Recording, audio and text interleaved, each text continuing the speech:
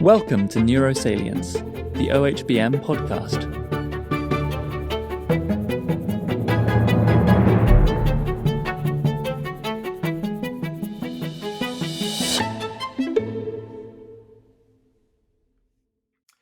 Welcome to the Organization for Human Brain Mapping Neurosalience podcast. I'm Peter Bannattini, and here I discuss brain imaging and modeling with scientists from around the world. Today, Shella Keilholz is my guest.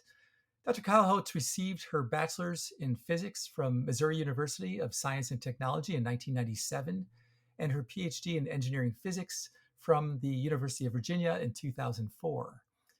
She went on to do a postdoc at NINDS in Alan Koretsky's lab, and in 2004, joined the Department of Biomedical Engineering at Emory University as a faculty member. She's now a full professor at Emory University and also closely affiliated with Georgia Tech. Since about 2008, she's been uncovering new spatial and temporal patterns in resting state fMRI. She was the first to identify spatial propagation of wave-like behavior in the resting state time series, and in 2011 coined the term quasi-periodic patterns, QPP, to describe whole brain networks that dominate much of the resting state signal. Recently, she and others have described 3 such patterns that account for most of the variance.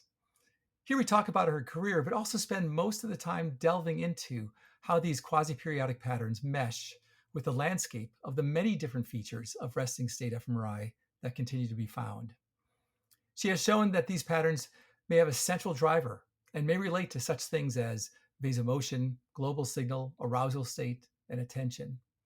In general, there is much more information from basic neurophysiology to cognition that remains to be derived from resting state fMRI. And Shella is among those leading the effort. This was a super fun conversation and incredibly stimulating. So I hope you enjoy it.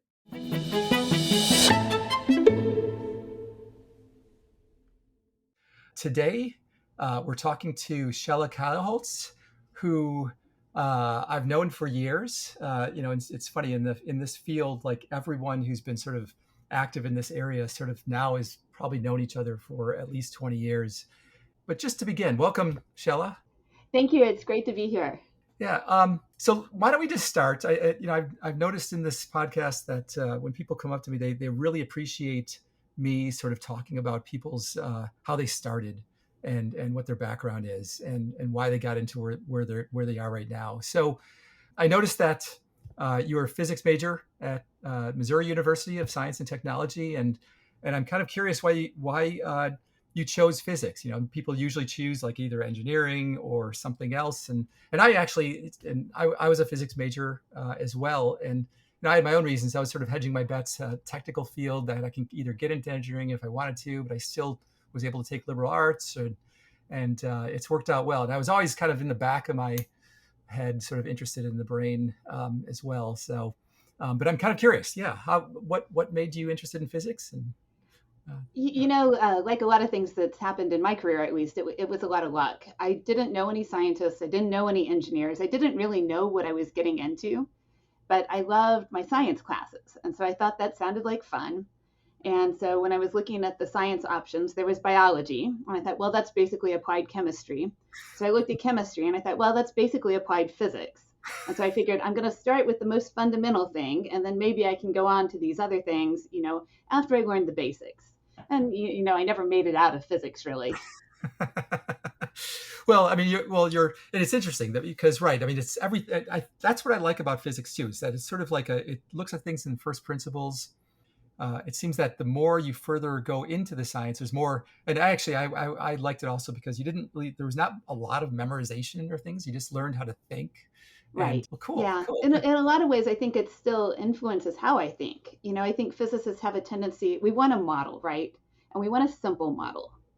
And I think a lot of what we've worked on, over the past, I don't know, however long it's been now, has been to try to find models that we can understand and test. Yeah. So since getting your physics degree, you went on to the University of Virginia. How did you get into? So I noticed you were doing more perfusion imaging there. What was there as far as that's concerned? How did I get there? I was always teetering between graduate school and medical school. And so in the end, I wanted to stay in research. I wanted to go to graduate school, but I wanted something with kind of a medical flavor. And I came across this program at UVA that was engineering physics, which was a combination of some sort of engineering, and then, about 2/3 of it was the basic physics curriculum. So they had biomedical engineering and they had MRI, and the MR physics I thought was really fascinating. There's so many interesting problems in physics and MRI. There's so much interesting physics that goes on there. So that really drew my attention. And I started talking to the people in that program. Stuart Baer had an opening and he did perfusion. And I said, cool, that sounds fun. So it wasn't that I was looking for a particular thing. I just thought MRI in general was really exciting. And that was what he was excited about. So that's what I got excited about too. Cool. Okay. Then you went on, then you kept on going. You went on to the NIH in 2001. And I had just arrived as well. I was there since 1999. And yeah, working with Alan Koretsky, who's probably, one of the, obviously a pioneer in the field, one of the best people, and still one of my favorite people to talk to at the NIH. And so what was that like? Was that, how did you then forge your direction working with him? I mean, he was very much into perfusion as well, but other things too. Yeah, so Alan was fantastic, a wonderful mentor and a wonderful person. I met him at one of the small Gordon conferences and was just in awe. I'm starstruck. I went there as a grad student. I'm meeting all these people who wrote all these papers I've been reading, and I'm just like, wow.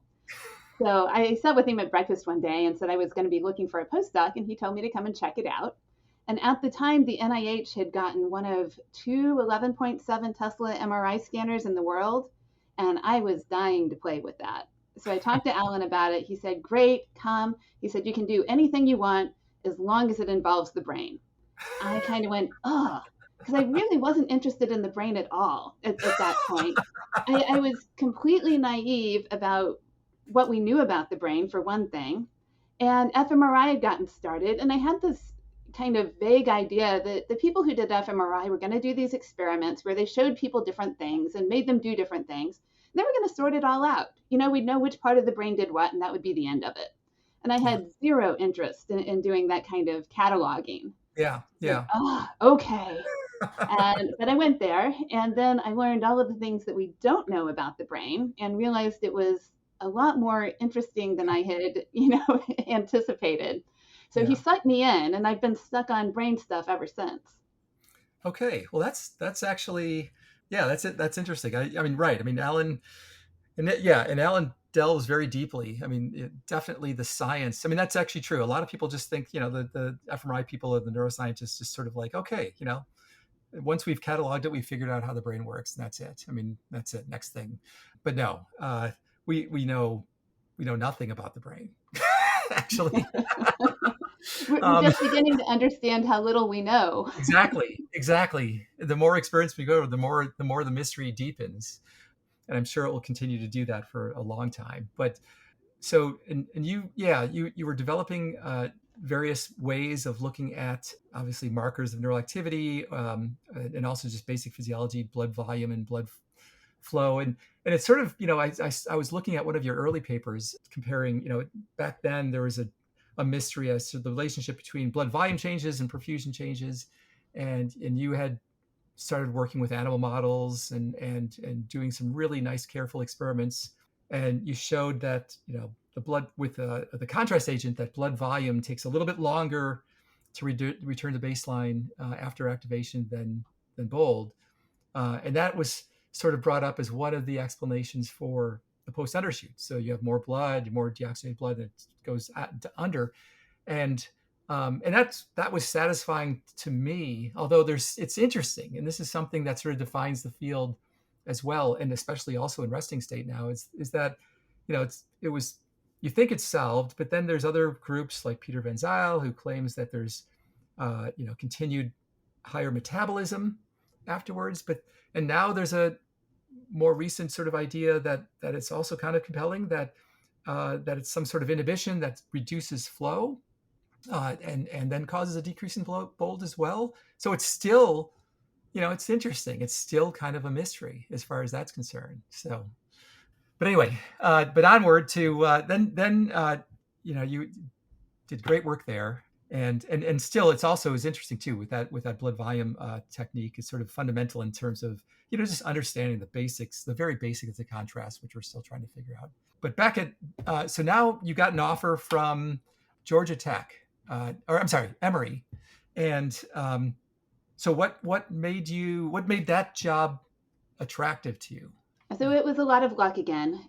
Part of it was we were limited to where we could look. I had, at the time, a fiance who was working in high energy physics, which, the pool of overlap between high field MRI scanners and high energy physics is pretty small. Yeah. But Atlanta was one of the places that we thought we could make it work.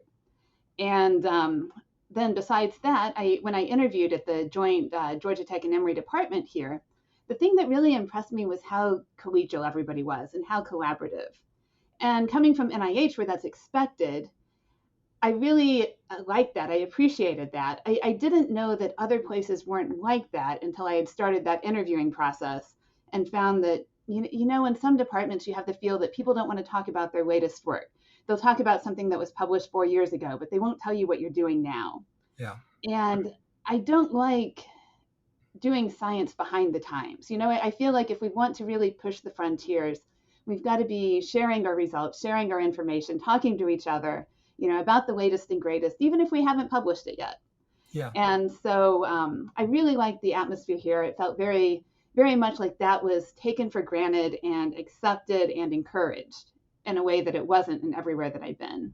Yeah, I mean that's great. I mean that's actually, and that I think it should be emphasized that that's really important. I mean some departments, and it's really determined. I think, it's a little bit bottom up, but also I think the leadership sort of sets a tone a lot of times where things can get parochial. I mean and people have infighting and there's politics. I mean I guess there's politics everywhere, but still, yeah, I know exactly what you mean. I've been to centers where there's lots of infighting, there's lots of unnecessary tensions, but yeah, it sounds like Emory, and I visited a couple of times, and I get that impression as well that it's just their goal is to have their own internal network as open as possible, and to collaborate and to figure out if all the synergies.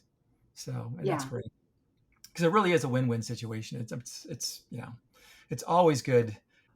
Okay, well, great. And also as far as starting up, it's funny because whenever I see really good experiments that are really there's a power to having animal models in research. I've sort of always stuck to humans for the most part, and it's kind of easier in some ways and simpler.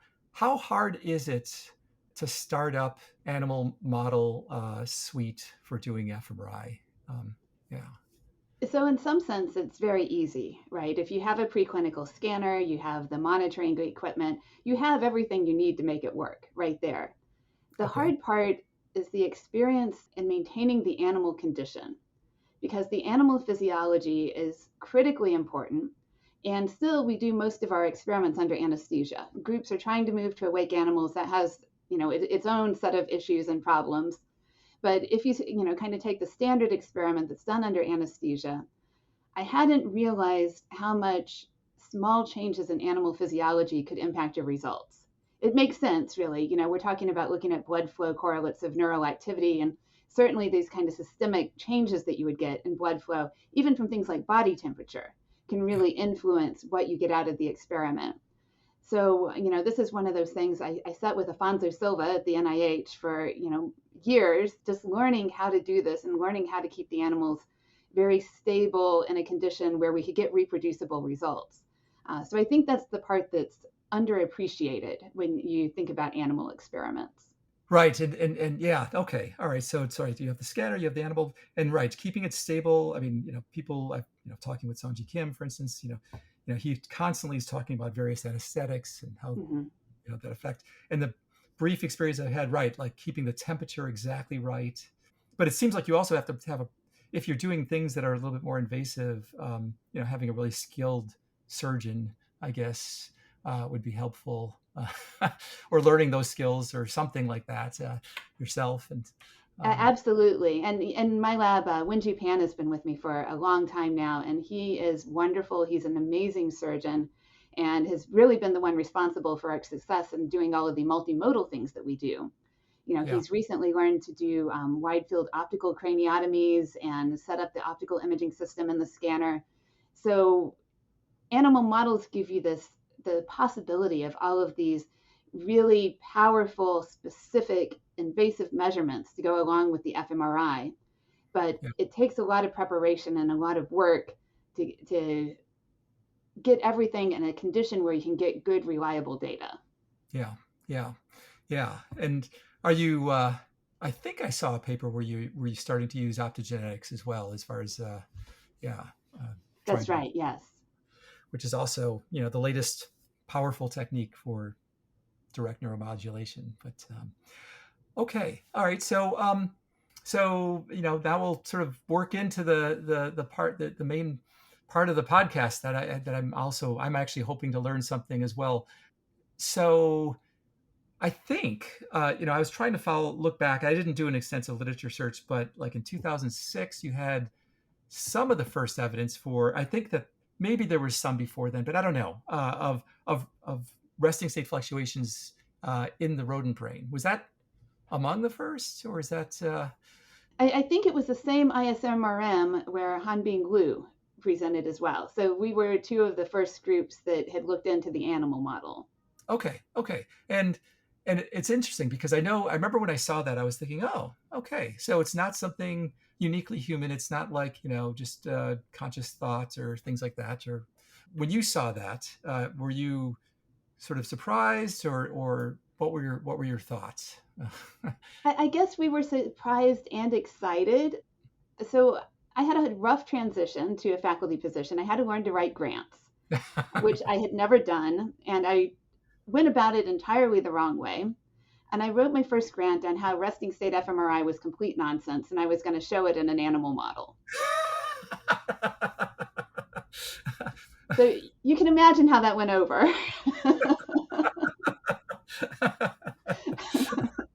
That's okay. Yeah, they typically grants to show something. Well, I mean, that's actually it's a perfectly honest sort of you have your hypothesis that it's nonsense, and it's great that it's all the more convincing when you show that it's not. So Right. So we were actually going in expecting this to turn out to be respiration, motion, something that was not neural, because it didn't make sense to us that the functional connectivity was so persistent. At that point, you had already seen it, maybe not across species so much, but at least across so many conditions in people. And if it really was something to do with thought and, kind of these ongoing dynamics, which is how I had thought of it at first, that I thought that that's what people were getting at. yeah, It didn't make sense to me that it would be like that all the time, even when people were asleep, anesthetized. And so when we saw it in animals, I'm like, okay, this is really exciting because there's something here. But at the same time, now I'm even more confused because it doesn't make sense, that my anesthetized rat is, doing something with its brain. yeah, and that's where it's still kind of a mystery, and especially in pulling out the resting state fluctuations in people as well, because it seems that there's many flavors of resting state. So yeah, so okay, all right. Well, and well, actually, that's actually another interesting point. I mean, starting as a new professor, you immediately have to start writing grants, and but so I'm guessing you got some other, or maybe did you get that grant? I mean, as far as that's concerned, or Eventually, after it had been reformulated and resubmitted many times until I think the final version that actually got funded said we were going to use simultaneous electrophysiology and MRI to show that resting state functional connectivity was real.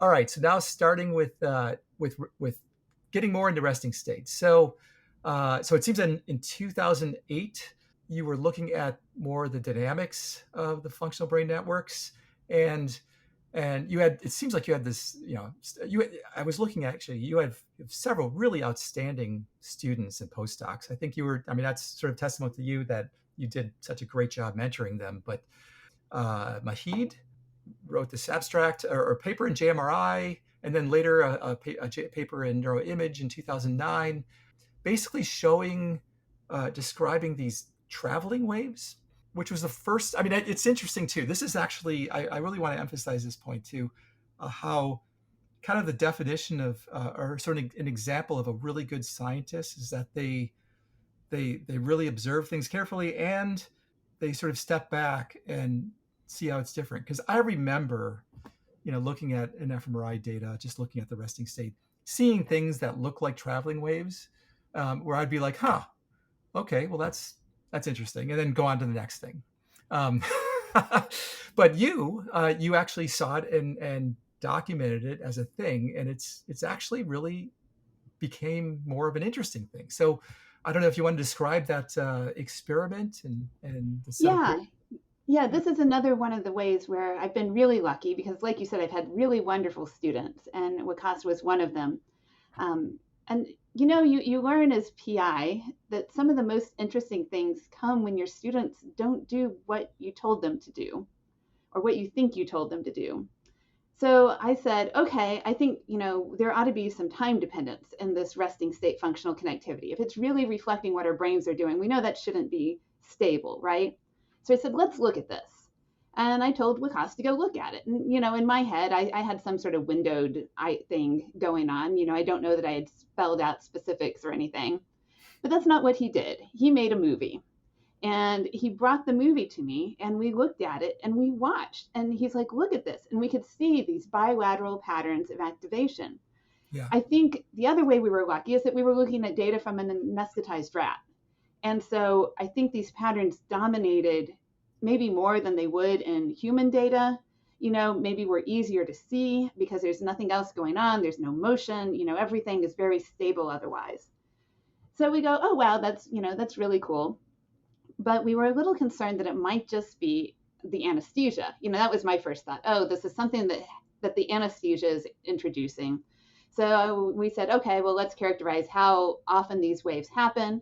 And so he made this pattern finding algorithm where he could take one of the waves and go and then pull out other instances of that same pattern throughout the scan.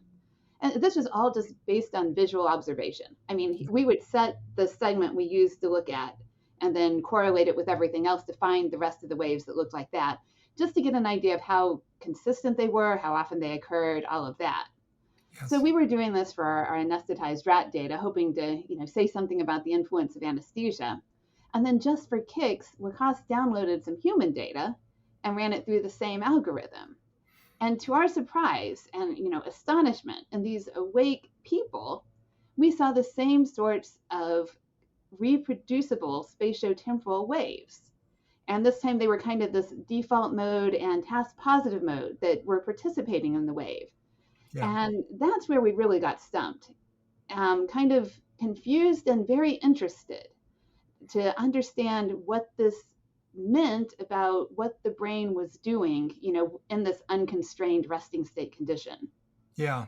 And it's interesting. It sort of illustrates also sort of the link between sort of processing methods and this sort of pulling out these effects. Because, for instance, what most people were doing at the time were just taking a seed voxel and seeing what the rest of the brain correlated with. And, depending on the phase, I mean, you might see a correlation or not, or else they would do Fourier analysis and see what shows at a frequency.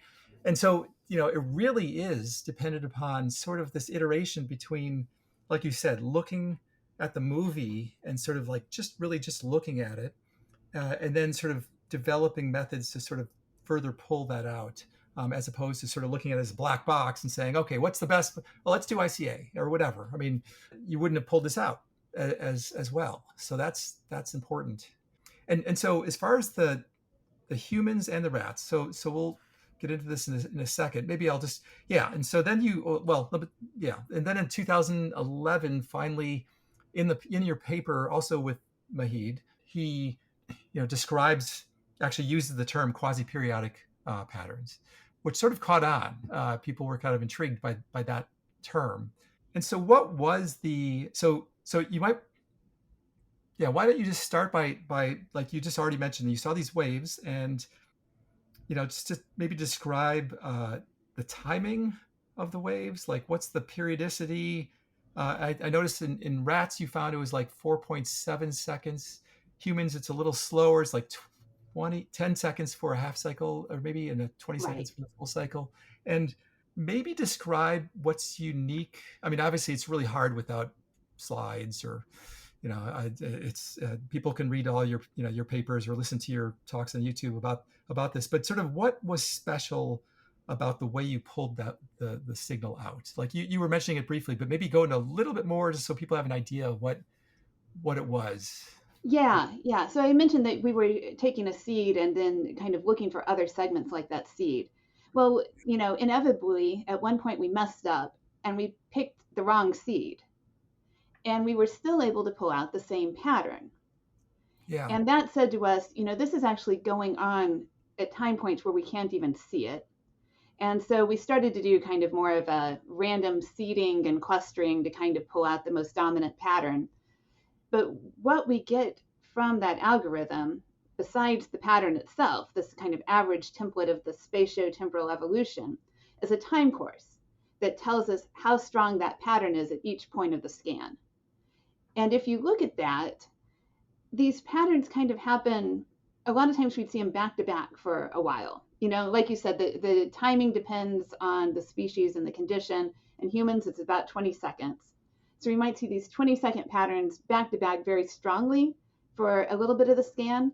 And then maybe we don't really see them. The correlation values get low for a while, and then maybe we see them again. And that's why we called them quasi-periodic, because there is this periodicity where they seem to go in this continuous cycle, but it's interrupted. It's not constantly there. Or I should say, we don't constantly see it. We've never been certain if there is maybe, we're at the border of detectability. And so sometimes maybe noise swamps the patterns, or if the patterns themselves actually get weaker. We're still trying to figure that out. We don't really know. But we didn't want to claim periodicity for something that kind of came and went. And so Yeah. quasi-periodic it was. Okay. And yeah, and it sort of seems like it's kind of like an iterative approach where you pick a seed, find the correlation, use that template, and then find a correlation again, and then keep on expanding that template until it becomes stable in some sense. Exactly. And so then, and that's kind of a and I'm sure that somewhere there's some sort of mathematical approach that sort of gets at the same thing, but it's still really unique in the sense that, right, maybe it's a temporal spatial PCA or something like that, but I mean you Yeah. could but either way, I like the intuitiveness of the approach and the idea that that it gets at these, like you said, quasi-periodic, but and sort of it kind of smooths in a smart way over space and time to get at these dominant patterns that may not show up if you just did ICA or just did a seed voxel or that sort of thing. Exactly. Yeah. Exactly. And I guess one of the things that we didn't appreciate in the beginning is that these patterns actually involve the whole brain. And when we did, our initial work, it was you could see these at the single rat, single scan level. So they're very strong, at least in some of the parts of the cortex where we pick up the signal the best. But if you look over longer amounts of time, more data, you can see that the entire brain participates. And so Banaz Yousefi, I think, had the first paper that really showed this using the data from the Human Connectome project. So these patterns are organized across everything, including the subcortical areas, including the cerebellum. It's this entire brain-wide system that oscillates between these dominant modes and repeats over the course of 20 seconds. Every 20 seconds, we get a new cycle. Yeah. So that to me is fascinating and puzzling at the same time. This challenges what I had in my mind as, what intrinsic brain activity might look like. Yeah. Exactly. And so, and it's because it is sort of hits this weird periodicity that's not breathing. It's definitely not heart rate. It's definitely not like some sort of envelope of heart rate. It's the only thing that it's close to in some sense in my mind. It reminded me a little bit of some work that came out from Javier Gonzalez Castillo in my group, and also to some degree Laura Lewis, sort of looking at. He was actually looking at the correlation with we think it's the CSF in the fourth ventricle, but it's sort of like this wave. He correlated that with the cortex, and he found this sort of wave that becomes stronger and less strong with arousal.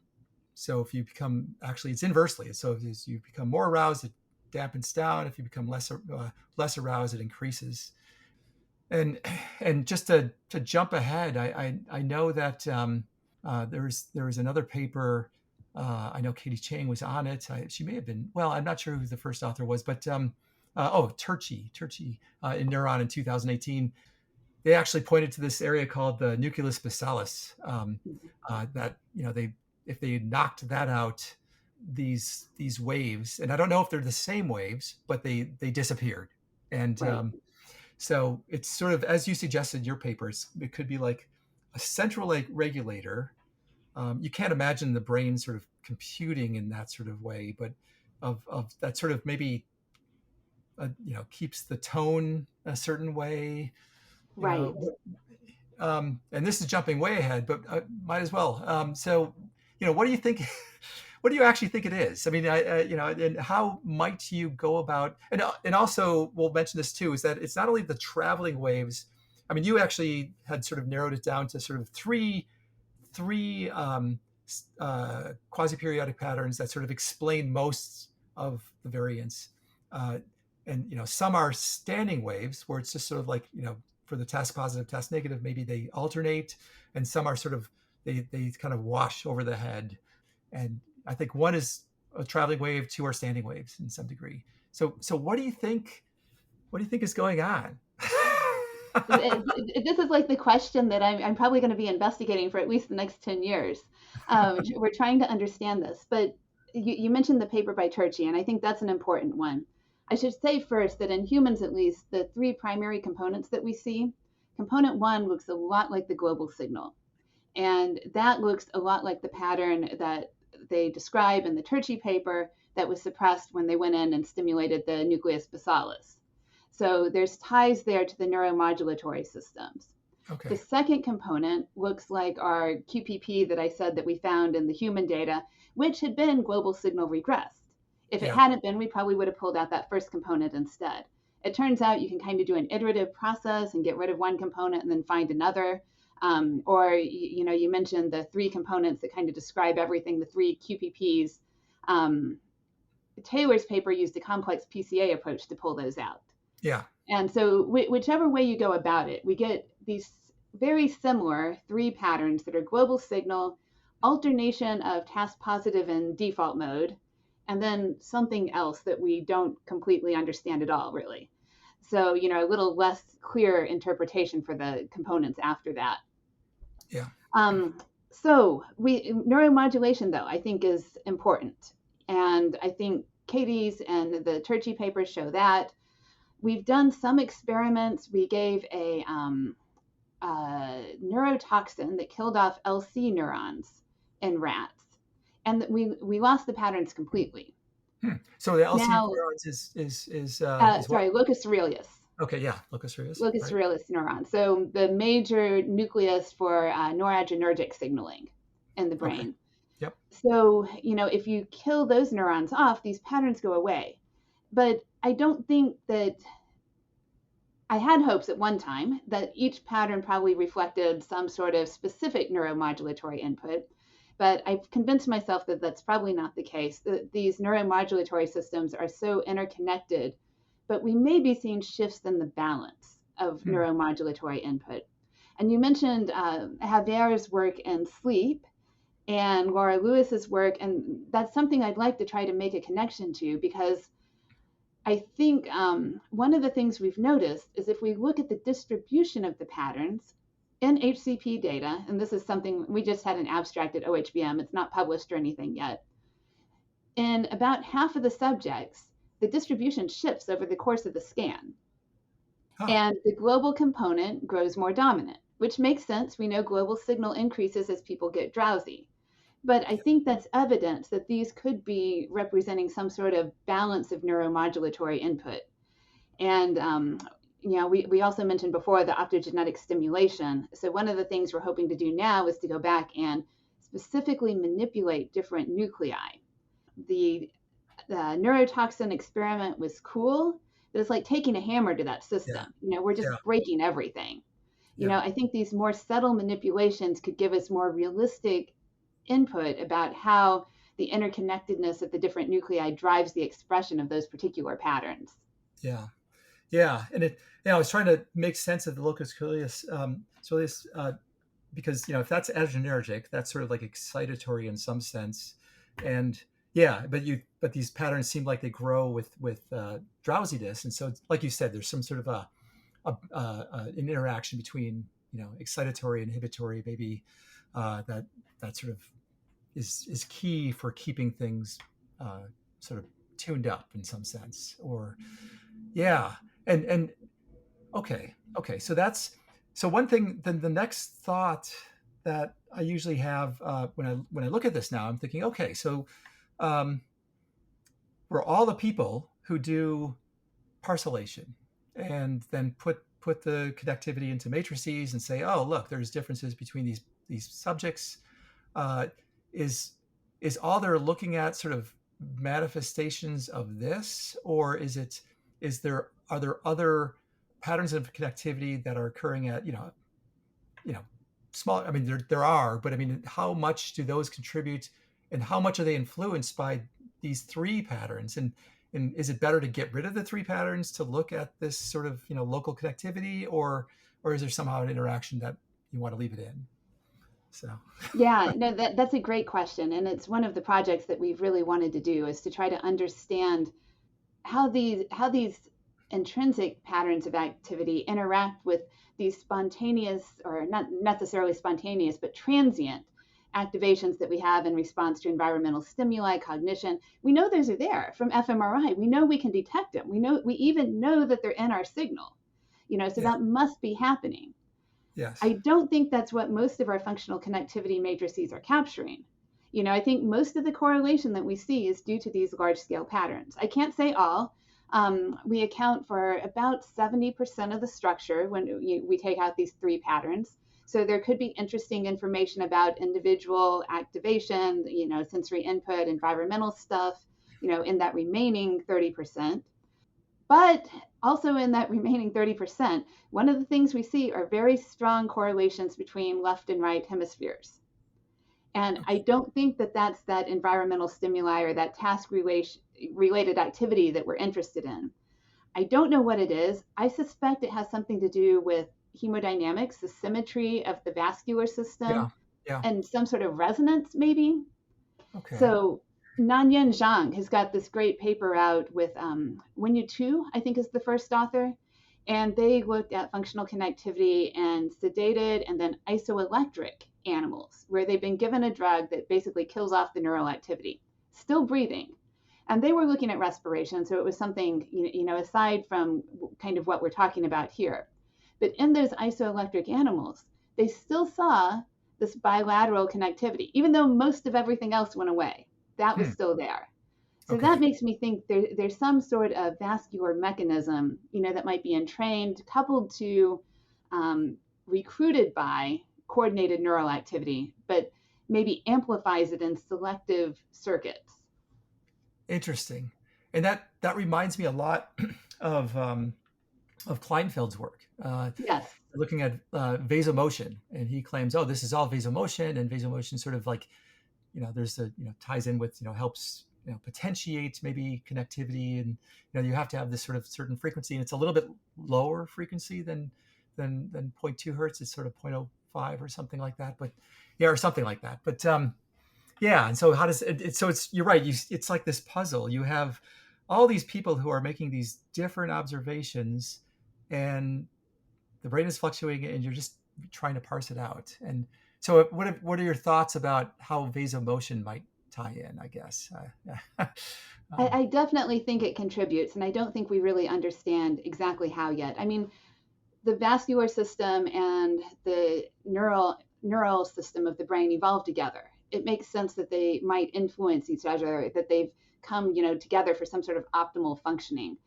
One thing that I think is interesting is we looked at, using the simultaneous LFP data and fMRI, we looked at the correlation between the LFP in different frequency bands and the fMRI signal, just at this, as you looked over time during the scan.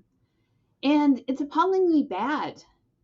I mean, you can have a very strong bold response and still have below the mean of LFP activity. I guess we all know, the correlation values are something like 0.4, zero point 0.6. But to me, at least, when you look at that on a scatter plot and you go, wow, even though my bold signal is, 2 standard deviations below the mean, I can still have, local field potential power that's above the mean. Yeah. That's kind of, I don't know, that kind of makes me think we're not capturing all of the players yet. Yes. But yeah. So, and not only that, I mean, with local field potentials, you had a paper where you had the infra slow local field potentials, like the super slow, like changes, and that seemed to show a correlation to some degree. But right, if you go faster and faster, it's like, even 10 hertz on up, it like you said, it's sort of, yeah, doesn't really correlate. Yeah, and that's also another thing, right? What does that mean? Right. So And the infra slow in particular has been hard to interpret. We didn't know at the time. We've gone into so many things being completely naive. And we didn't know when we were doing electrical recording that most electrophysiologists throw away everything below 1 hertz because they're worried about it being drift. yeah, But we had the fMRI data at the same time, so we were able to convince ourselves that it was real because we saw it in both signals. But that means that these really low frequencies haven't been investigated a lot. People have seen that they can be related to changes in blood-brain barrier permeability. Visa Kiviniemi's got some great work on that. People have seen them relating to changes in the vascular system. yeah. Again, which makes sense in terms of bold because of the vascular involvement. So, I think there's so much that we need to put together still. There's the whole brain side of things. And when I say brain, I mean just the neural activity. We don't really understand how it's organized at the systems level. But then when we're looking at resting state fMRI, we're filtering all of that through this hemodynamic response function. Yeah. And for years, we've been using kind of a canonical one that we get from somatosensory areas where we can do something and measure the response and kind of have an idea of what's going on. But the more I look at data from animal studies with optical imaging, I think, the HRF is very different in different places under different circumstances. And so I'm afraid that what we see is not faithfully reflecting the neural activity in all of the brain at all of the times. Okay. So you suspect that so that's interesting. I've always thought that the hemodynamic response does vary in terms of maybe the latency of the phase, or maybe some areas might be slightly faster. But so you think that variation is enough to change your results as far as that's concerned? I think it could be. I mean, certainly there's a great study from Patrick Drew's group where they saw coupling between activity in the motor cortex. So I think, okay, so it's during locomotion, and they were measuring neural activity and hemodynamics. And motor cortex, of course, during locomotion, neural activity went up, hemodynamic signal went up. They were also looking at frontal cortex. And frontal cortex, neural activity went up, nothing happened to hemodynamics. And so my own group has been involved with some optical studies lately, and one of my students has found that the correlation between pupil size and neural activity looks different, similar, but different to the correlation between pupil size and hemodynamic activity, which implies that there are decouplings there. Again, most of them were in the frontal cortex, a little bit also kind of at the back and towards the rear, but especially in the frontal cortex, these seem to be very different. And that was in awake mice. So, now we're looking at conditions comparable to what we see in humans, and it makes me wonder, how well do we know that this HRF holds across the brain and across conditions? Okay. All right. So that I completely agree. And also, I mean, I just learned something the other day. I was listening to Anna DeVore give a talk, and she was talking about inhibitory and excitatory neurons, and she was talking about how the hemodynamic response goes down because it's inhibited by the neurons in the same area. And I learned for the first time that the general going consensus is that if you have predominantly inhibitory neurons active, they're not very metabolically active, and so they may not be triggering bold responses. So you might get that sort of modulation depending on the balance between inhibitory and excitatory activation. Who knows? Yeah, it's fascinating. I don't think we understand inhibition and how it reflects in the bold signal very well at all. Yeah, that's definitely something to continue exploring as far as that's concerned. And certainly with optogenetics, it can be done. I've seen Sanjay Kim did a little bit of that, but there's more to be done. Just to collect my thoughts a little bit. So do you think that? So also thinking along the terms of grants and things like that. I mean, certainly there's been some problems with. I mean, certainly the resting state correlations as displayed in matrices or even dynamic correlation. And certainly your colleague Vince Calhoun has been doing a lot of this, sort of trying to say what's correlated with what in terms of state or trait or with dynamic connectivity. And do you think that just focusing on maybe the quasi-periodic patterns, maybe these three, might be a further filter that would sharpen up maybe the differences between individuals? Or do you think it's something that could be the opposite, that it's something that's sort of common and it's smoothing things out, and so you have to get rid of these to actually look at the differences? That's a great question. And I think it could go either way, and I think it's likely to be case dependent.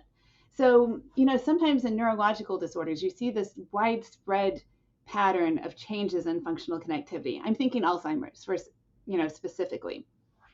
So we know in Alzheimer's that some of these neuromodulatory nuclei are the earliest targets of degeneration. And so if these patterns really reflect that type of neuromodulation, I would think that the patterns would be more sensitive to the changes across groups. And we're doing some of those experiments now. We're doing some of that analysis, but we don't have, anything conclusive yet to share. But that makes sense to me. I know, we're building speculation on speculation here, but that's the model that's in my head, that if these are neuromodulatory, that might be the way to look at changes that involve neuromodulatory systems. Now, I don't know that that's necessarily going to be true for disorders that don't have a neuromodulatory origin. And some of our collaborators used the method to look at schizophrenia, and they didn't see a whole lot of change. And, I don't know that there's any neuromodulatory involvement really in schizophrenia. So maybe that makes sense. Yeah. And I do wonder if you took out these patterns that are driving so much of the variance and then looked at what's left over, would that make you more sensitive to the difference?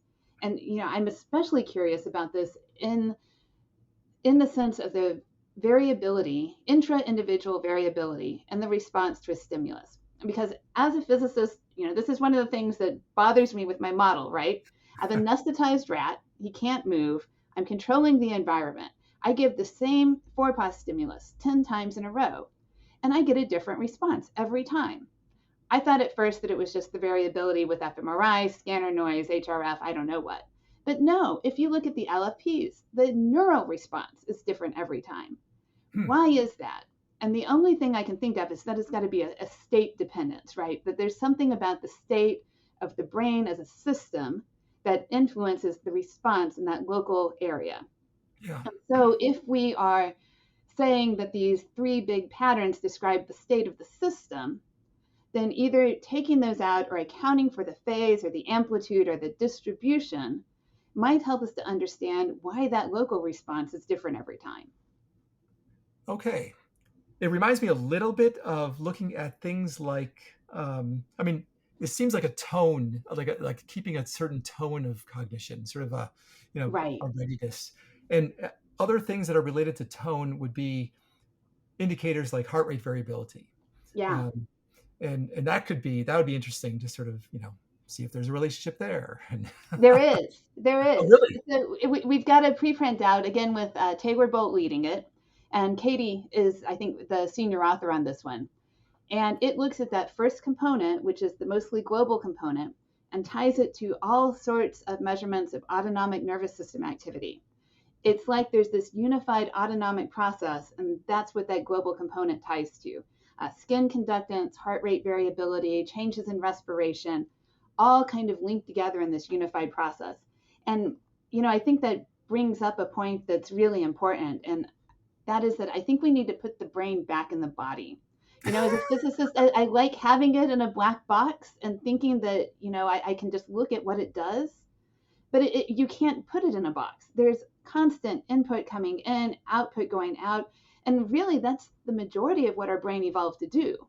I think consciousness and all of this, cognition rides on top of this basic function of the brain to, maintain the body and keep everything working the way that it should be working.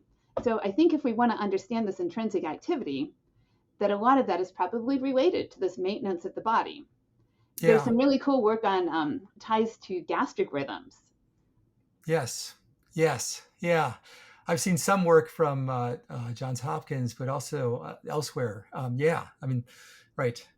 Sort of like an embodied mind, sort of, but also right. I mean, with gastric. So what have they found? What was the more recent finding there? There's these 0.1 hertz oscillations, and they do see areas that kind of act in coordination with those in the brain. Now, we've never looked at that with QPPs or anything, but I think it's just a really cool piece of evidence about, how this is all tied together. There's another thing I find fascinating. We've been talking about these 20-second cycles, right, and what they could mean. It turns out there's kind of a low frequency oscillation in behavior at that same sort of frequency. And again, I'm not super familiar with this literature, but I've come across papers talking about low frequency variability and things like reaction time. So this may be some very generalized neurophysiological cycle, Yeah. some balance between external versus internal focus. People have proposed that for the default mode and task positive network. Maybe that's what this is reflecting, is some sort of shifting balance and trying to maintain that critical state that the brain needs to be in to function. That's really interesting, and even things like right. I mean, pupil dilation as well. I have a postdoc sort of studying the spontaneous changes in pupil dilation, and I wonder if you start looking at that carefully with these networks, if you could see a relationship. Yeah, I mean, it does seem like it's opening up our appreciation of, and I think you've hit on it. It's sort of like the brain is in the body, and that it's not just this computing system that's at the state all the time. It's sort of like, it needs to, it sort of has these sort of oscillations that are related to tone and dealing with the environment that somehow have to constantly be, sort of oscillating to keep in a prime state or something like that. And that's really cool because if anything, I mean, I think, here I'm in National Institute of Mental Health, and we're trying to come up with brain correlates of mental disorders. And I suspect most of it is, subcortical, but to the extent that the subcortical relates to the cortex could be completely in terms of tone modulation. And that's sort Yeah. of, and that could be sort of a fundamental measure of some sort. If you could find some set of measures related to this, could that maybe related to quasi-periodic functions or patterns and local field potentials, or some consolidation of these, you might be able to get a very clear biomarker of that would predict schizophrenia or any other mental disorder. So Yeah. that's Yeah. so No, I cool. mean, one of the things we're really excited about is the potential. I think what we all kind of go into this with is some end goal, right? And one of the things we'd like to be able to do is to manipulate brain activity to return a person to a given state, right? So if I'm depressed, to make me not depressed. Maybe I just need to be alert and aware because of my job as an air traffic controller or something, but we would like to be able to control brain states, I think. So, I feel like we're at the point now where we have some ideas about how this might work and we need to test them. We're struggling to find the right perturbations because the stability of the brain is now working against us. Yeah. We've got these animal models, and we did manage to disrupt the patterns with that neurotoxin. But I think the very persistence of resting state functional connectivity, you see it in coma patients, you see it in anesthetized people, animals, all across species, is very persistent, tells us how hard it is to really make big changes. And Yeah. so, small effects might be important for a complex system, but it's going to make it harder for us to understand it. I would love to go in and do some type of stimulation, say to the locus coeruleus, and get a big change. Something that I said, yeah, bingo, that tells me that this is really an important node. But I'm Yeah. afraid what we're going to be doing is just shifting the balance a bit, and that the brain is going to have the ability to adapt a good bit to the Yeah. stimuli that we put in. Yes. Yeah. Right. And there's probably all kinds of, of these control feedback mechanisms that, if one goes out, another compensates, and, others, it's really interesting though. I mean, it's sort of like this big oscillatory system, with all these regulators that probably are fundamentally related to, mental state. And, uh, and yeah, we're sort of trying to prod it from around the edges, either knocking out things in the inside, or I'm wondering if it's really been explored that much, how much, just simply behavioral changes or sleep deprivation or things like that might affect this as well. I mean, just yeah. I mean, there's all kinds of things, and the first thing, obviously, that probably pops into my mind and many people's minds is ADHD, for instance. Maybe Right. with ADHD, maybe you have less control over these waxing and waning networks, and so you can't control your attention as well. Who knows? Well, we did look at that actually. We downloaded some data a few years back from ADNI and looked at quasi-periodic patterns in ADHD. And what we found is that the strength of the pattern was weaker in Interesting. ADHD, which is consistent with the idea that they're, reflecting this neuromodulatory input. So, I definitely think there are things that we can pull out. And, I think there are differences in disorders and different stimuli that we'll be able to see. I guess I just, I was wishing for bigger effects. Yeah, yeah. Well, I think the data, and this is one thing wonderful about fMRI, is that sure, it's a tiny signal, it's a few percent signal change, but it's so robust, um, Right. that it, I think that if you just find the right way of, right paradigm, the right processing method, there's so much more to be pulled out. And yeah, you understand even things about the circuits, things about the tone, and also things about the neurophysiology as well. And so, and yeah, so I think I totally agree. I think that also that I'm really excited about this is that it's certainly there's detailed neurocircuitry that's probably important for other cognitive processes, but there's sort of this meta circuitry that sort of maybe helps our psychological state, how we address the world, how we focus, how happy we are. Who knows?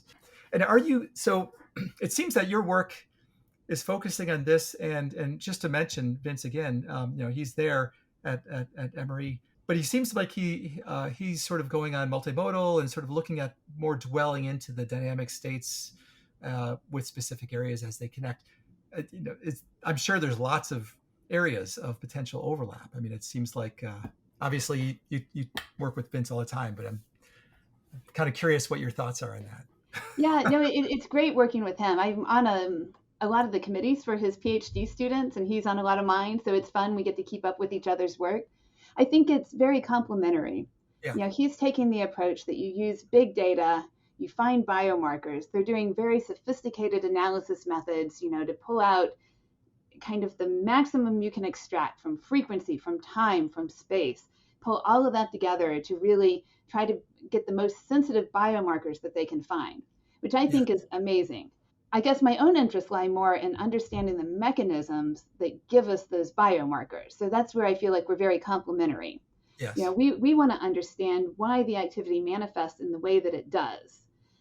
We want a model that we can use eventually. We want a model we can use to take an individual's brain, kind of fit it to their dynamics, their brain activity, this model, and then predict how that's going to respond to some type of perturbation and be able to go in and test that perturbation. You've got to be able to test your model or you don't know if it's a good model.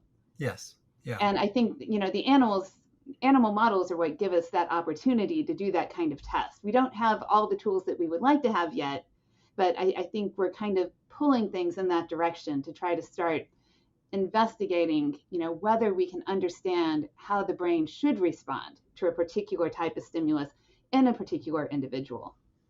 Okay. Yes. Yeah. No, I totally agree with that. And it sounds like just the right approach as far as that's concerned.